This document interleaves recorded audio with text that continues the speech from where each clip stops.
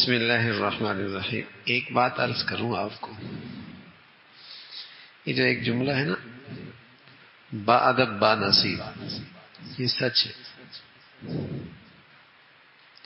ادب سے بہت کچھ ملتا ہے.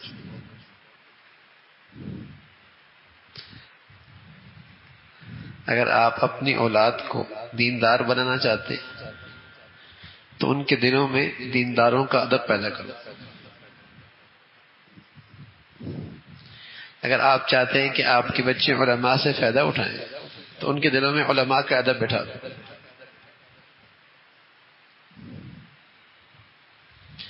آج ساری دنیا کا باتیں ہماری نئی نسل کو بے ادب بنانا چاہتے ہیں، اور جب بے ادب بنا دو اسے تو پھر وہ دین کس سے سیکھے گا؟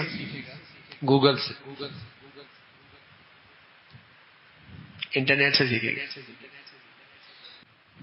اور پھر گمراہ ہو جائے گا. اگر اپنے بچوں کو دیندار بنانا چاہتے ان کے اندر ادب پیدا کرو، ان کے اندر ادب پیدا کرو، دین والوں کا ادب پیدا کرو، اہل علم کا ادب پیدا کرو. انشاءاللہ ایک نہ ایک دن دیندار ضرور بن جائے گا.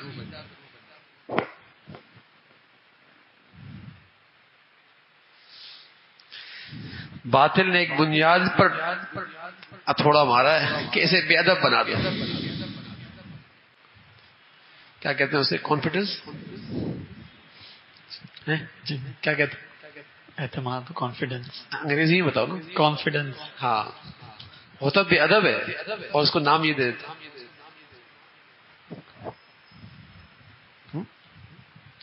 باپ کے سامنے کیسے بات کرنی ہے، استاد کے سامنے کیسے بات کرنی ہے، بڑوں کے سامنے کیسے بات کرنی ہے.